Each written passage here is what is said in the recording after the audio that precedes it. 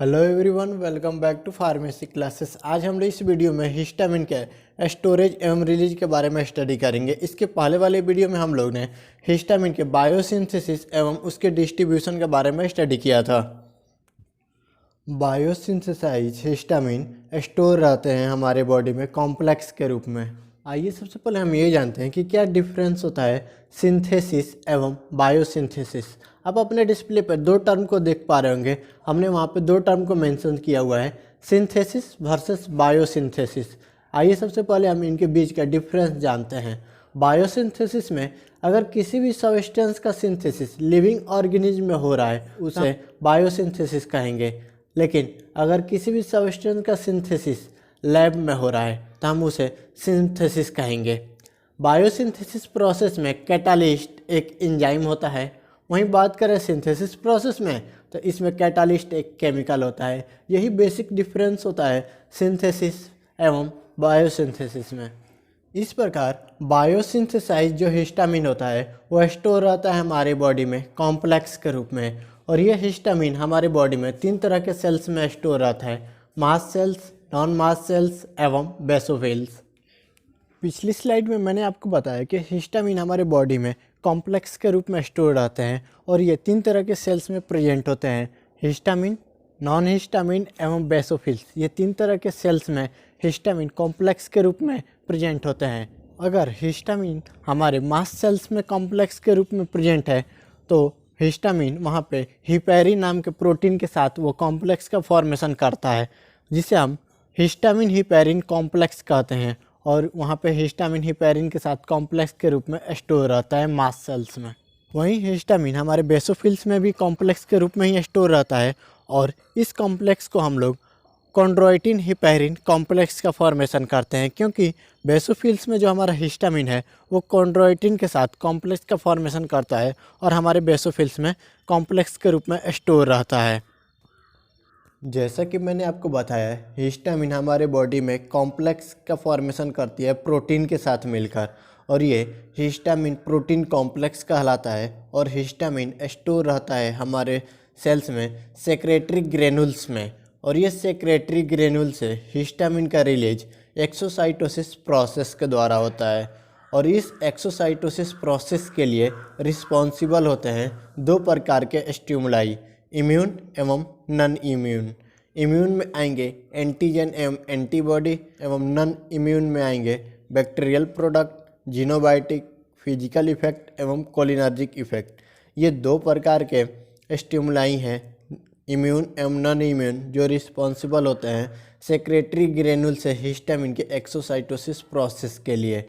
अर्थात secretary granule से histamine के रिलीज के लिए दो प्रकार के स्टिमुलाई रिस्पॉन्सिबल होते हैं। हमारे बॉडी में हिस्टामिन का रिलीज एक एग्जाम्पल है हाइपर सेंसिटिविटी रिएक्शन का। आइए सबसे पहले हम ये जानते हैं कि हाइपर सेंसिटिविटी होता क्या है। हाइपर सेंसिटिविटी दो शब्दों का कॉम्बिनेशन होता है, हाइपर एवं सेंसिटिविटी। हाइपर का अर्थ होता है अधिक एवं सेंसिटिविटी मतलब संवेदनशीलता। इसको अगर आसान शब्दों में कहें तो किसी पर्टिकुलर पर्सन का किसी सब्सटेंस के प्रति सेंस करने की जो एबिलिटी होती है अगर वो ज़्यादा है तो हम उसे हाइपर सेंसिटिविटी कहते हैं। ये सब्सटेंस परफ्यूम भी हो सकता है, फूड भी हो सकता है, या फिर केमिकल भी हो सकता है, फ्लावर हो सकता है। इन सारे सब्सटेंस के प्रति किसी पर्टिकुलर पर्सन का सेंस करने की एबिलिटी अगर ज़्यादा है तो हम उसे हाइपर सेंसिटिविटी कह सकते हैं। अगर वो पर्टिकुलर पर्सन इन सब्सटेंस के कांटेक्ट में आता है तो उसे स्किन में रेडनेस, रैशेस, इचिंग, नाक से पानी आना, नाक कान लाल हो जाना जैसी समस्या आ सकती है, एवं ऐसे कंडीशन को हाइपर सेंसिटिविटी रिएक्शन कहते हैं। वहीं इसी शब्द को हम दूसरे भाषा में कहें तो किसी पर्टिकुलर पर्सन का किसी पर्टिकुलर सब्सटेंस के कांटेक्ट में आ जाने से उस पर्टिकुलर पर्सन का बॉडी उस पर्टिकुलर सब्सटेंस के प्रति बहुत जल्दी और बहुत ज़्यादा मात्रा में अगर रिस्पॉन्स देती है, एवं यह रिस्पॉन्स उस पर्टिकुलर पर्सन के लिए फेवरेबल नहीं होता है, अर्थात अनफेवरेबल रिस्पॉन्स उसकी बॉडी शो कर रही है, तो उसे हम हाइपर सेंसिटिविटी रिएक्शन कह सकते हैं। अगर इसी शब्द को एग्जाम्पल के थ्रू समझे तो आपने देखा होगा आपके कई रिलेटिव किसी पर्टिकुलर फूड के कारण वोमिटिंग कर देते हैं, ये एक हाइपर सेंसिटिविटी रिएक्शन का कारण हो सकता है, क्योंकि उनका बॉडी इस पर्टिकुलर फूड के प्रति अधिक मात्रा में रिस्पॉन्स शो कर रहा है, जिसके कारण उन्हें वोमिटिंग आ रही है। सेकेंड एग्जाम्पल देखें तो आपका फ्रेंड किसी पर्टिकुलर केमिकल या फिर किसी पर्टिकुलर परफ्यूम के कांटेक्ट में आने से उसके स्किन पे रैशेस, रेडनेस या फिर इचिंग जैसी समस्या आ रही है, तो ये एक हाइपर सेंसिटिविटी रिएक्शन का एग्जाम्पल है। इसके पिछली स्लाइड में मैंने आपको बताया था कि हिस्टामिन हमारे बॉडी में रिलीज होता है, जो कि एक एग्जाम्पल है हाइपर सेंसिटिविटी रिएक्शन का। साथ ही मैंने यह भी बताया कि हाइपर सेंसिटिविटी रिएक्शन होता क्या है। हाइपर सेंसिटिविटी रिएक्शन इनिशिएट होता है एंटीजन के इंटरेक्शन से, स्पेशली इम्यूनोग्लोबिन ई का जो कॉम्प्लेक्स होता है उसके इंटरेक्शन होता है हमारे हिस्टामिन स्टोर सेल के मेम्ब्रेन के साथ।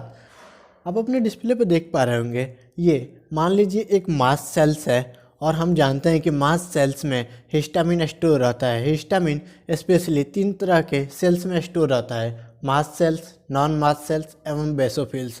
हमने एग्जाम्पल के लिए यहाँ पे मास्ट सेल्स लिया है। ये मान लीजिए मास्ट सेल्स है और हम जानते हैं कि मास्ट सेल्स में हिस्टामिन हेपेरिन प्रोटीन के साथ कॉम्प्लेक्स के रूप में स्टोर रहता है और इस मास्ट सेल से हिस्टामिन को हमें रिलीज कराना है। इस मास्ट सेल की सबसे आउटर सरफेस को हम लोग मेम्ब्रेन बोलेंगे, सेल मेम्ब्रेन।